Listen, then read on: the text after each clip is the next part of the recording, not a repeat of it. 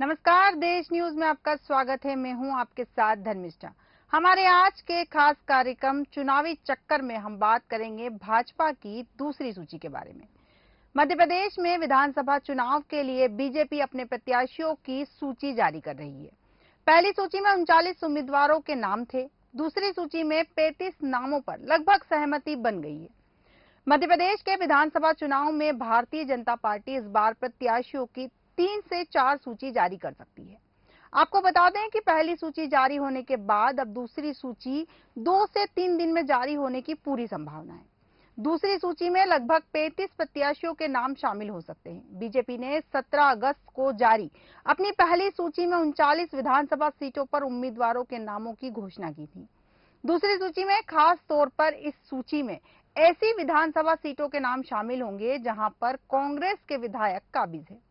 Bharatiya Janata party एक सोची समझी रणनीति के तहत अलग अलग सूची जारी कर रही है। ऐसा माना जा रहा है कि इस बार बीजेपी के प्रत्याशियों को 3 से 4 बार सूची जारी करेगी। सबसे पहले भारतीय जनता पार्टी उन सीटों पर अपने प्रत्याशियों को मैदान में उतार रही है जहां पर कांग्रेस का कब्जा है। भाजपा की केंद्रीय चुनाव समिति में मध्य प्रदेश की दूसरी सूची पर लगभग सहमति बन गई है। इसमें 35 नाम हो सकते हैं।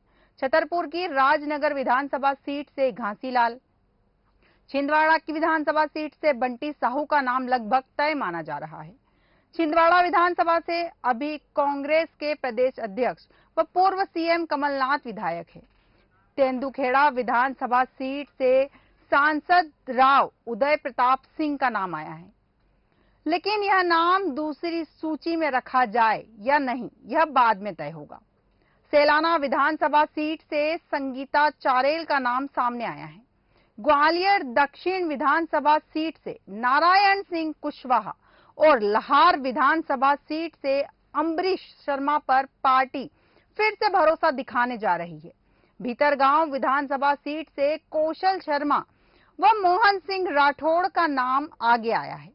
अब मोहर किस नाम पर लगती है, ये देखना होगा। राजगढ़ विधानसभा सीट से अमर सिंह यादव या प्रताप मंडलोई का नाम सामने आया है। प्रमुख रूप से छिंदवाड़ा, राजगढ़, धार और झाबुआ की सीटों पर बात हुई है। पहली सूची में हारी हुई 103 सीटों में से 39 नाम पहले जारी हो चुके हैं। अब दूसरी सूची भी 2 से 3 दिन में आने वाली है। दिल्ली में चुनाव समिति की बैठक देर रात तक चली। इसमें प्रधानमंत्री नरेंद्र मोदी भी शामिल हुए। इसके अलावा राष्ट्रीय अध्यक्ष जेपी नड्डा, केंद्रीय गृह मंत्री अमित शाह, राष्ट्रीय संगठन महामंत्री बीएल संतोष, प्रदेश चुनाव प्रभारी भूपेंद्र यादव, मुख्यमंत्री शिवराज सिंह चौहान, प्रदेश अध्यक्ष वीडी शर्मा, प्रदेश संगठन महामंत्री हितानंद, कैलाश विजयवर्गीय व नरेंद्र सिंह तोमर मौजूद रहे। इस विषय पर विस्तृत चर्चा के लिए हमारे चैनल के एडिटर सूरज पाठक जी हमारे साथ जुड़ चुके हैं। सूरज जी नमस्कार, देश न्यूज में आपका स्वागत है। जी धर्मिष्ठा। सूरज जी, जैसा कि भाजपा अपनी दूसरी सूची पर 35 नामों पर सहमति बना रही है, तो जैसा कि पहली सूची जारी होने के बाद बगावत के जो सुर सुनाई दे रहे थे भाजपा में, क्या दूसरी सूची जारी होने के बाद में भी ऐसे बगावत के सुर सुनाई देंगे? देखिए धर्मेश, क्या है कि ये जो वर्तमान स्थिति बन रही कि 39 सीटों में से जब घोषणा की गई प्रत्याशियों की, तो लगभग 16 सीटों पर जी विरोध के स्वर दिखे। वहां जो दूसरे दावेदार थे उन्होंने कहा कि यदि हमें टिकट नहीं दिया गया या वर्तमान प्रत्याशी का जो टिकट नहीं बदला गया तो हम विरोध करेंगे और उनको हराने के लिए काम करेंगे। ये बातें भी कई जगह यहाँ सामने आई हैं। कई, जैसे हम चाचौड़ा सीट की बात कर लें, भोपाल की सीट की बात कर लें, तो यहाँ ये चीजें सामने आई हैं। और दरअसल क्या है, भारतीय जनता पार्टी वो 103 सीटें जिन सीटों पर वो चुनाव हारी थी, उन सीटों पर भारतीय जनता पार्टी का ज्यादा फोकस है। और 64 सीटें ऐसी हैं उसमें से, उस 103 में से, जहां पर प्रत्याशी की घोषणा होना बाकी है। और अभी दूसरे चरण की सीटें जो रहेंगी, उन्हीं सीटों पर प्रत्याशी की बताया जा रहा है कि घोषणा की जानी है। आपको मैं बता दूं कि जिन वो लगभग 64 सीटों पर की घोषणा होने वाली है, तो इसमें मुरैना की सीट है, सेवड़ा है, श्योपुर ग्वालियर पूर्व की सीट है, राजनगर की सीट है, कोतमा सिहावल निवास, जबलपुर उत्तर, जबलपुर पश्चिम, डिंडोरी कटेंगे, ऐसी लगभग वो 64 सीटें।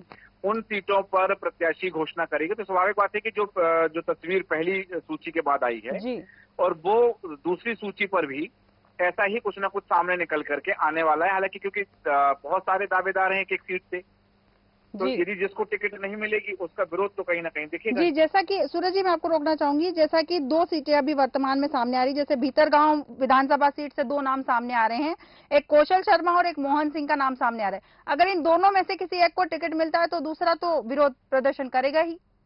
स्वाभाविक बात है कि पार्टी दूसरे दावेदार को कितना मैनेज कर पाती है जी, या फिर वो, जैसा मैंने पहले भी कहा है कि पार्टी की निष्ठा जी, इस पर निर्भर करती है कि वो पार्टी के लिए कितने निष्ठावान हैं। जी, यदि वो केवल चुनाव लड़ने के लिए, पद पाने के लिए पार्टी में शामिल हैं, समाहित हैं, तो फिर उनकी निष्ठा जो है दरकिनार हो जाएगी। बिल्कुल। लेकिन यदि वो पार्टी के लिए कार्य कर रहे हैं और पार्टी में काम करना चाहते हैं, तो स्वाभाविक बात है कि प्रत्याशी कोई भी हो। हालांकि जैसा कि पहले भी स्पष्ट हो चुका है, जी, अमित शाह कह चुके हैं कि यहाँ पर कमल के फूल के नाम पर चुनाव लड़ा जाएगा। कमल फूल हमारा चुनाव चिन्ह है, कमल का फूल ही चेहरा है। जी, तो यहाँ चेहरे और नाम की बात नहीं रह जाती है। फिर जी, यदि वो ऐसे जो भारतीय जनता पार्टी के ऐसे निष्ठावान कार्यकर्ता हैं जो केवल पार्टी के लिए कार्य करना चाहते हैं, पार्टी के लिए रहना चाहते हैं, तो उनके लिए स्वाभाविक बात है कि फिर उनको टिकट मिलता है, उनकी दावेदारी स्वीकार की जाती है, नहीं की जाती है, तो वो चीजें फिर उतना मायने नहीं रखती। जी, जी, जी सूरज जी, जैसे कि भारतीय जनता पार्टी सधी हुई रणनीति के साथ में आगे बढ़ रही है,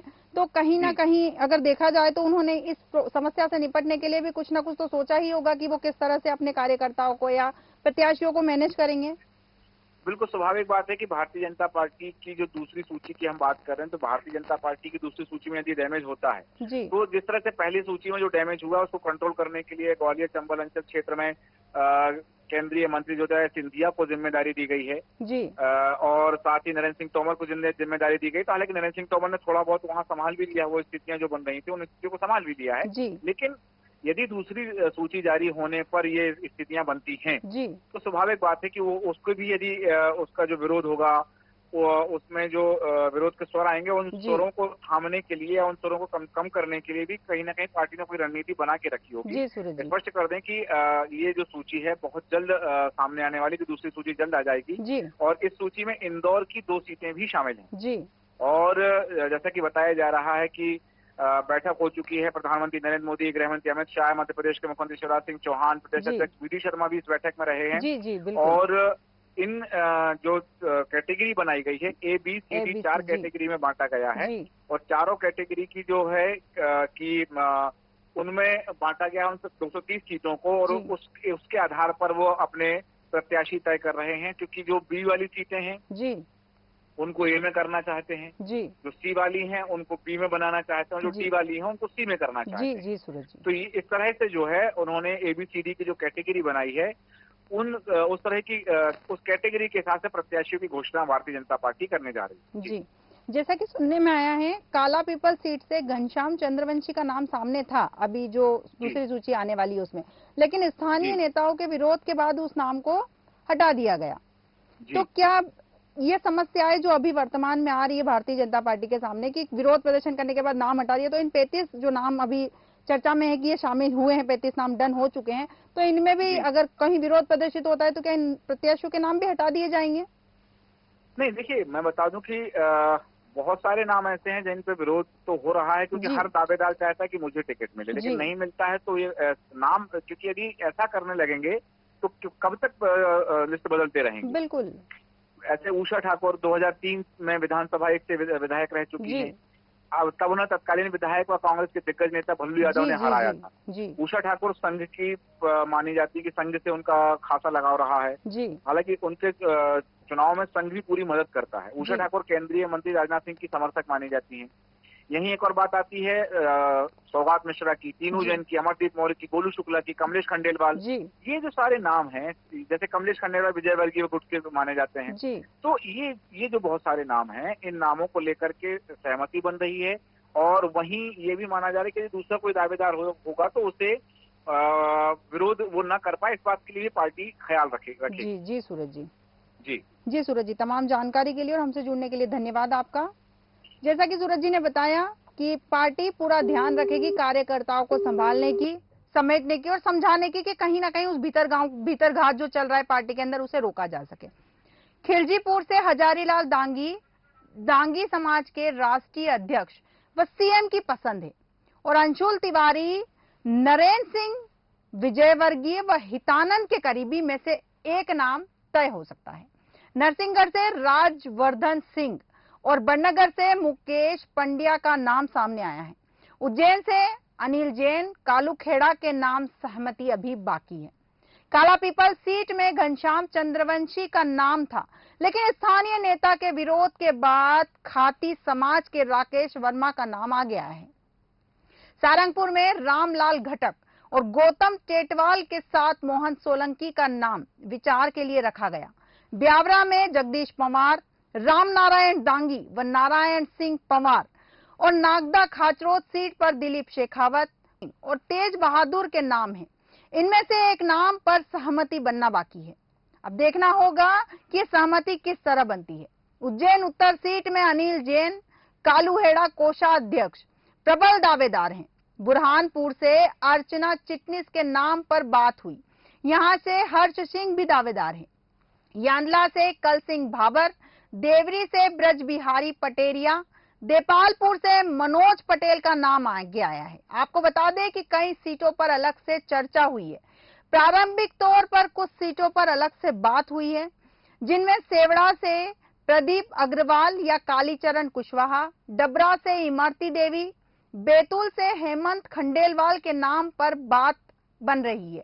डिंडोरी सीट पर अजजा मोर्चा के जिला अध्यक्ष व पूर्व जनपद अध्यक्ष महेश धूमकेती, गजेंद्र करचाम पर विचार हुआ है।